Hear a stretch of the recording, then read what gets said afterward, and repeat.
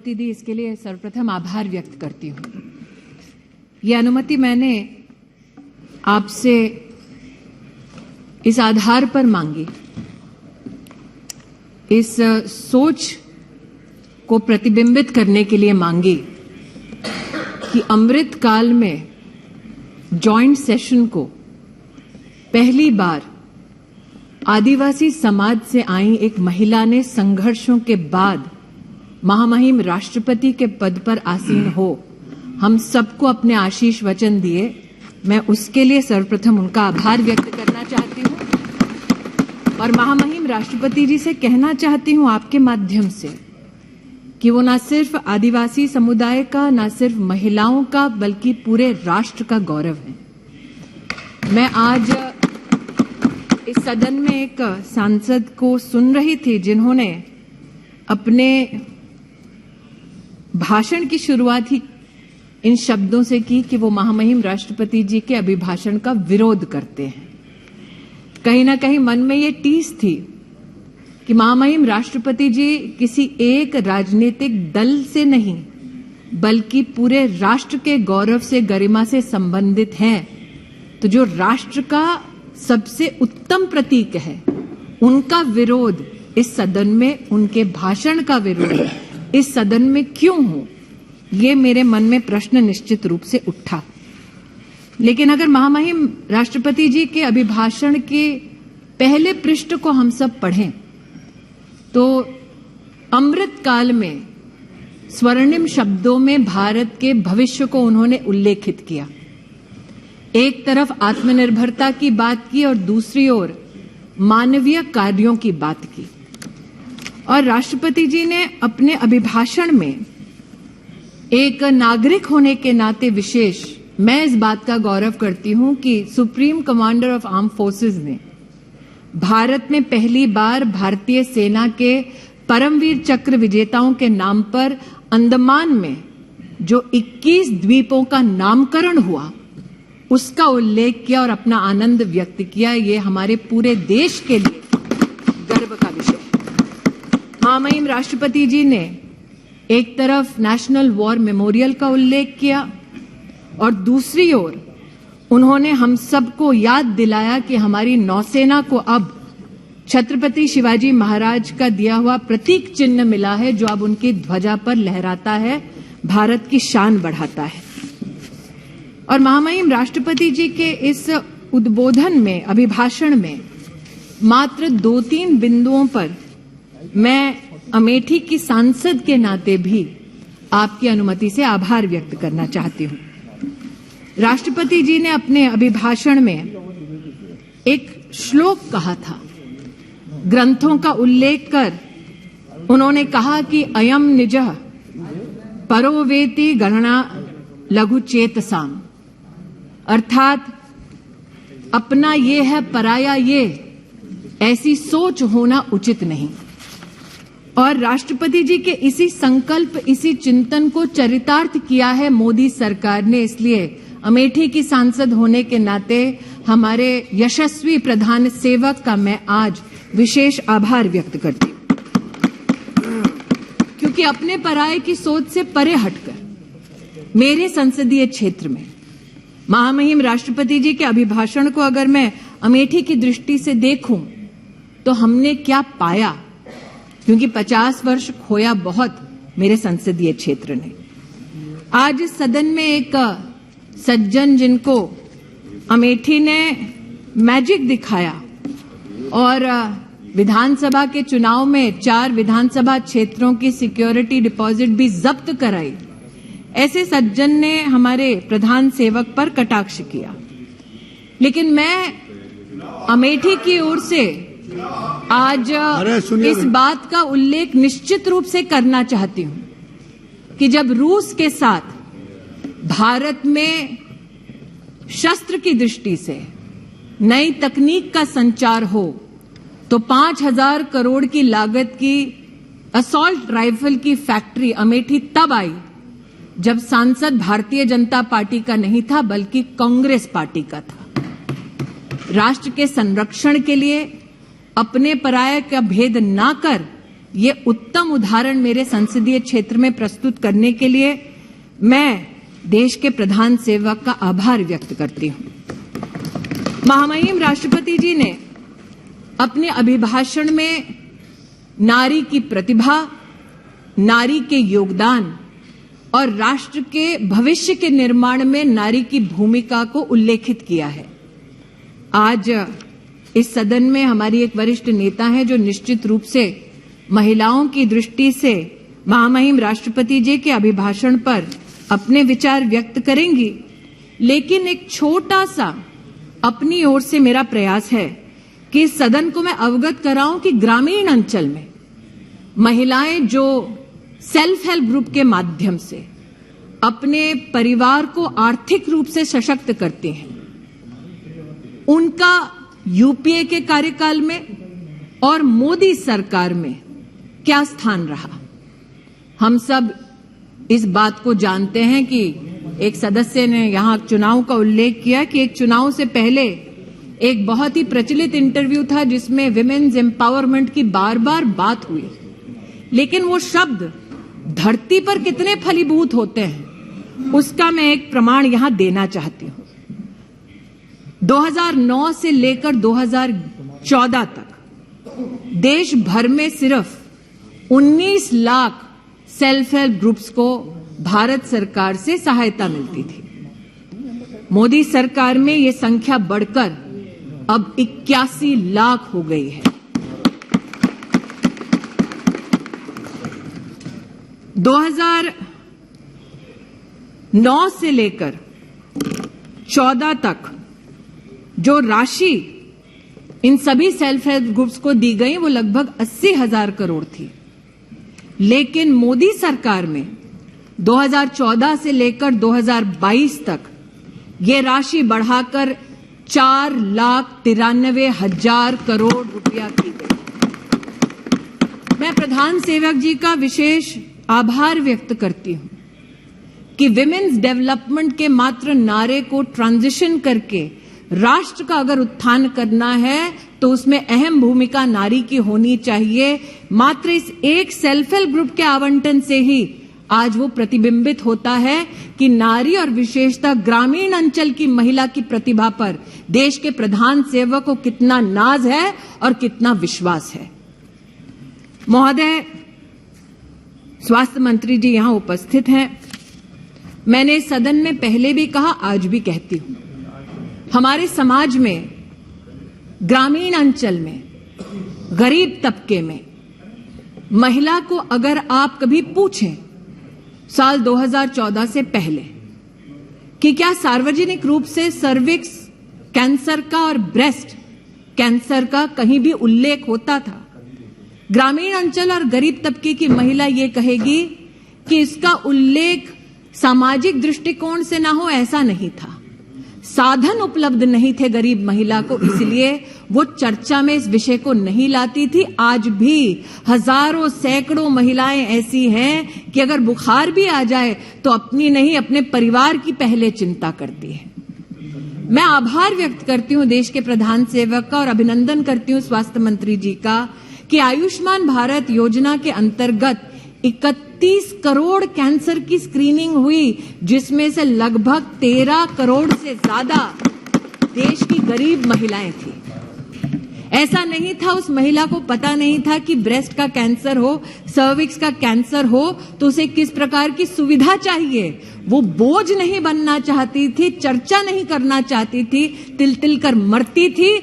आज आयुष्मान भारत के माध्यम से उसे ये सुरक्षा का कवच दिया, ये आत्मीय और मानवीय काम किया। इन्हीं मानवीय मूल्यों का उल्लेख महामहिम राष्ट्रपति जी के अभिभाषण में था। चूंकि स्वास्थ्य मंत्री यहां बैठे हैं, अध्ययनशील है, निशिकांत जी का आज मैंने भाषण सुना, वो मैजिक ऑफ नंबर्स की बात कर रहे थे। 50 लाख से लेकर 90 करोड़ की यात्रा का उल्लेख कर रहे थे। अब हम संसदीय क्षेत्र जो मुख्यतः ग्रामीण है वहां से हैं, एक मैजिक वहां भी हुआ।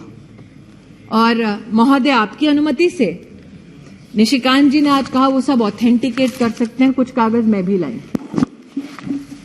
1981 में एक फाउंडेशन ने जो काफी विख्यात है अमेठी में, उन्होंने लगभग 40 एकड़ जमीन ली और वहां की सरकार से कहा, तब सरकार किसकी थी, जो इतिहास के विद्यार्थी हैं वो भलीभांति जानते हैं, उसकी प्रति मेरे हाथ में है। वहां पर यह कहा गया कि आप जमीन दे दो 40 एकड़ हमें और हम अमेठी की गरीब जनता के लिए एक मेडिकल कॉलेज बना देंगे। अब 40 एकड़ जमीन का मैजिक 623 रुपए में।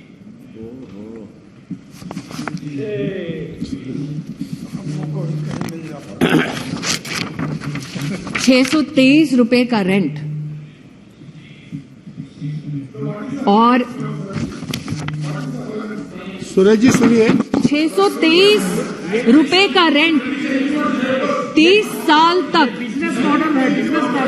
30 साल तक अमेठी के गरीब नागरिकों को ये बार बार कहा गया कि आपके लिए मेडिकल कॉलेज खोल देंगे जी।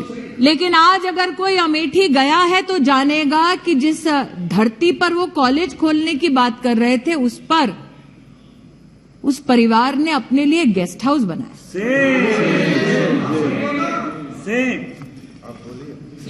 मैंने स्वास्थ्य मंत्री जी का उल्लेख इसलिए किया कि अपना और पराये का भेद न हो। भले ही एक परिवार अपने फाउंडेशन के माध्यम से अस्पताल चलाता हो, अगर उनको भी आयुष्मान भारत में सेवा देनी है वो दे। उसका प्रतीक स्वास्थ्य मंत्रालय के माध्यम से, मोदी सरकार के माध्यम से मैंने अपने संसदीय क्षेत्र में देखा। लेकिन महोदय, आज मेरे हाथ में एक रिपोर्ट और है जो मुख्य चिकित्सा अधिकारी जनपद अमेठी उनसे संबंधित। इसमें एक मरीज का उल्लेख है जिसका नाम है नन्हेलाल मिश्रा।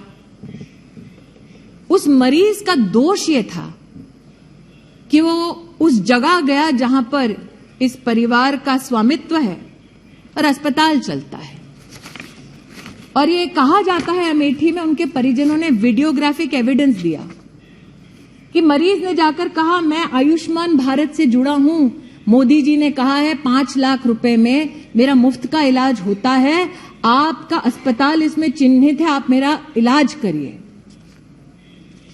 नन्हेलाल मिश्रा को लौटा दिया गया और कहा गया, मोदी का कार्ड लाए हो, जाओ यहां से। काश नन्हेलाल मिश्र आज इस सदन को बता सकते कि गंभीर बीमारी में लौटाए जाने से कितनी परेशानी होती है। लेकिन महोदय, ना उनकी आवाज इस सदन तक पहुंचेगी ना सदन के बाहर तक पहुंचेगी, क्योंकि उनकी मृत्यु हो गई। और ये रिपोर्ट है जो कहती है कि मरीज की बीमारी के अनुरूप उनका इलाज नहीं हो सका। ये वो लोग हैं जो आज नरेंद्र मोदी पर बैठकर इस सदन पर कटाक्ष कर रहे थे, प्रहार कर रहे थे। इन लोगों ने एक सज्जन को उस संसदीय क्षेत्र में जहां 50 साल इनका राज रहा, आदमी को मरने दिया क्योंकि उसके पास आयुष्मान भारत का कार्ड था। 623 रुपए प्रतिवर्ष 40 एकड़ जमीन पर आज भी विराजमान है। लेकिन आभार व्यक्त करती हूं देश के प्रधान सेवक का, अमेठी को पहला मेडिकल कॉलेज 290 करोड़ से ज्यादा की लागत पर अगर किसी ने दिया तो मानवीय मूल्यों का परिचय देते हुए नरेंद्र दामोदर दास मोदी ने दिया।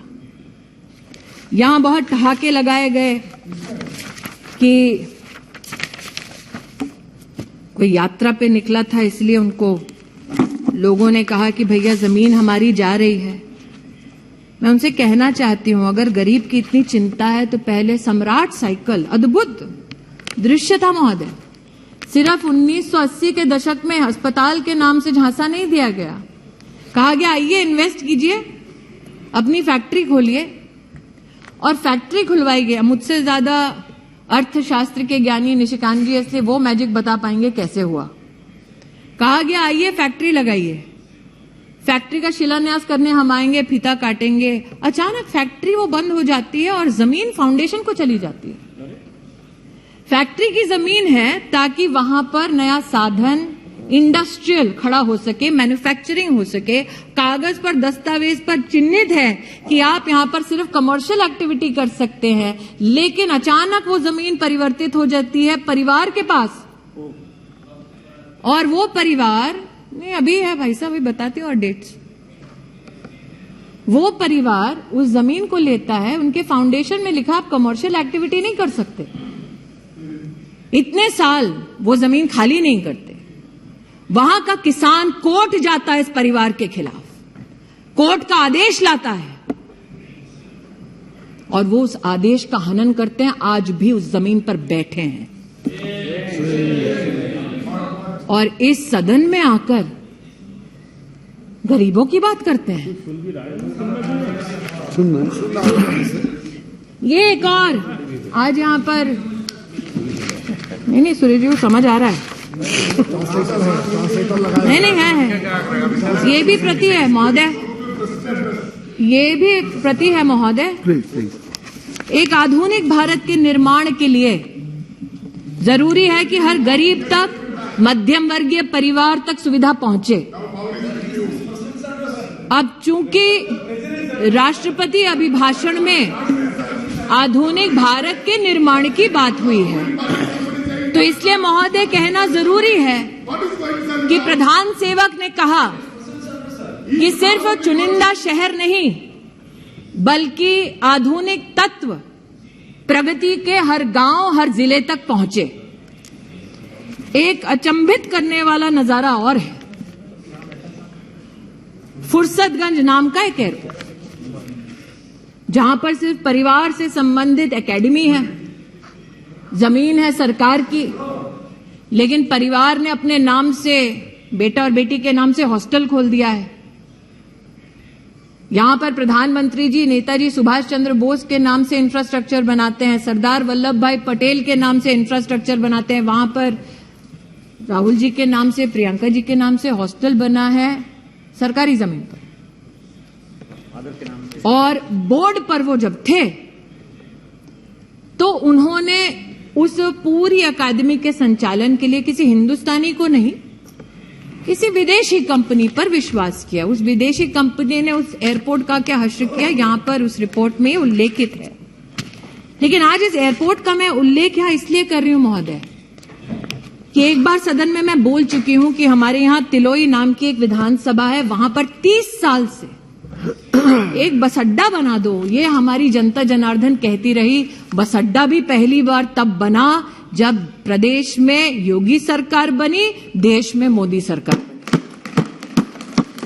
और आज अमेठी के सांसद के नाते मैं आनंदित हूं कि फुर्सतगंज एयरपोर्ट को अब उड़ान की स्कीम में सम्मिलित कर लिया गया है और अब अमेठी का साधारण नागरिक भी हवाई सेवा का इसमें फायदा उठा सकता है। इस बात से कोई इनकार नहीं कर सकता कि अमेठी की एक बार चर्चा होती थी और मैंने राष्ट्रपति जी के अभिभाषण का विशेष उल्लेख इसलिए भी किया। महामहिम राष्ट्रपति जी एक बहुत ही गरीब सामान्य परिवार से हैं और इस सरकार की एक बहुत बड़ी मानवीय उपलब्धि यह है कि पद्म पुरस्कार उनको जाता है जो धरातल पर काम करते हैं, मानवीय काम करते हैं, राष्ट्र का नाम रोशन करते हैं बिना इस अपेक्षा के कि उन्हें सम्मानित किया जाएगा। जिसे सालों साल वीआईपी कॉन्स्टिट्यूएंसी कहा जाता था, वहां परिवार से संबंधित नेताओं को तमगा जरूर मिलता था, लेकिन अमेठी में पहली बार एक बेटी को स्पोर्ट्स में पद्म पुरस्कार अगर किसी ने दिया तो वो शोभा अमेठी की बढ़ाई हमारे प्रधान सेवक ने और वो आशीर्वाद दिया महामहिम राष्ट्रपति जी ने। मैं सुधा उस बेटी की ओर से आज आभार व्यक्त करती हूं। महामहिम राष्ट्रपति जी, हाँ मैं माइनॉरिटीज की भी वो बात करना चाहते हैं, मैं माइनॉरिटीज की भी महोदय, वैसे आपका महोदय निर्देश ये रहता है, आपका ये निर्देश रहता है महोदय की सिर्फ चेयर जो रानी जी के सुनो, वक्तव्य के अलावा कुछ भी रिपोर्ट और जो निजी वक्तव्य दे रहे हैं ताकि मैं भाषण अपना बंद कर दूं, उनको ना सुनो। तो मैं बताना चाहूंगी महोदय, महिला और माइनॉरिटी दोनों, जो शायद इनको शर्मसार कर दे, हज की कल ही पॉलिसी देश में प्रस्तावित हुई और जब इनकी सरकार थी, जो इस वक्त चिल्ला रहे हैं, तब हज की एक एक एप्लीकेशन के लिए पैसा लिया जाता था। जो हज पे नहीं जा रहा उससे भी पैसा लिया जाता था और पहली बार फॉर्म के लिए पैसा गरीब मुसलमान को ना भरना पड़े, ऐसी पॉलिसी मोदी सरकार लाई। 50,000 रुपए हज की यात्रा, उसमें कम खर्चा करना पड़ेगा गरीब को, यह भी कदम मोदी सरकार ने उठाया और भारत की तिजोरी से पैसा निकालकर ये नहीं किया, अनुशासित प्रशासनिक ढांचे के माध्यम से ये किया।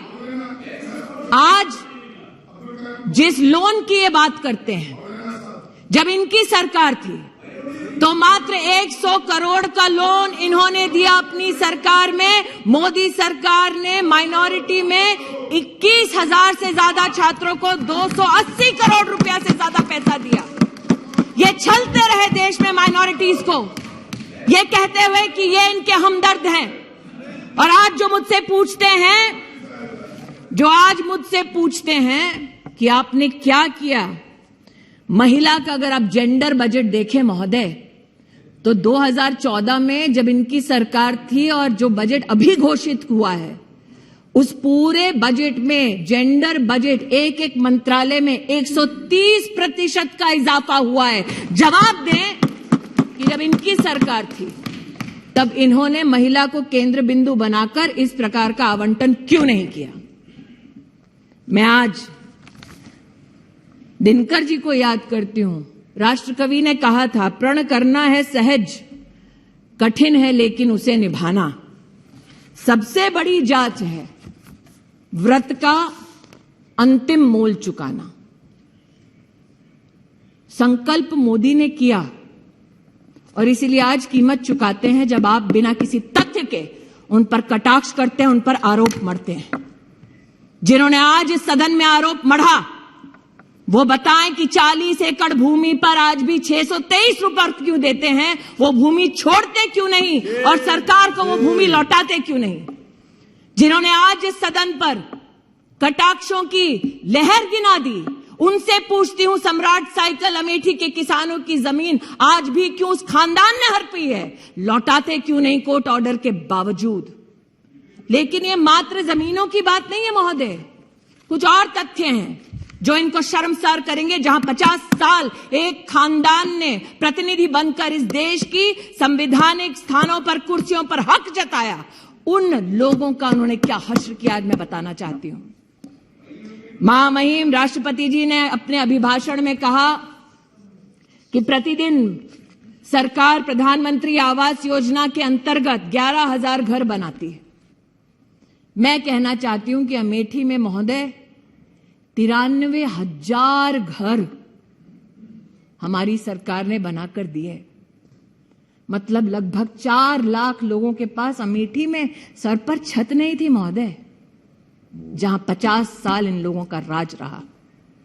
महोदय, आज मैं बताना चाहती हूं, महामहिम राष्ट्रपति जी ने अपने अभिभाषण में उल्लेख किया कि 55,000 गैस के कनेक्शन प्रतिदिन दिए गए सरकार द्वारा। अमेठी में 2,14,440 लोगों को जीवन में पहली बार गैस का कनेक्शन तब मिला जब मोदी की सरकार बनी। ये जानना चाहते हैं क्यों मैं अपने लोगों की बात करूं, क्यों ना करूं। महामहिम राष्ट्रपति जी ने उल्लेख किया कि गरीब को मुसीबत के वक्त मुफ्त का राशन मोदी सरकार ने पहुंचाया। इस वर्ष 2 लाख करोड़ का व्यय हो रहा है। मेरी लोकसभा क्षेत्र में 18,72,000 लोग ऐसे हैं जिनको मुफ्त का राशन मिल रहा है। मैं उनकी ओर से आभार व्यक्त करती हूं, क्यों ना करूं।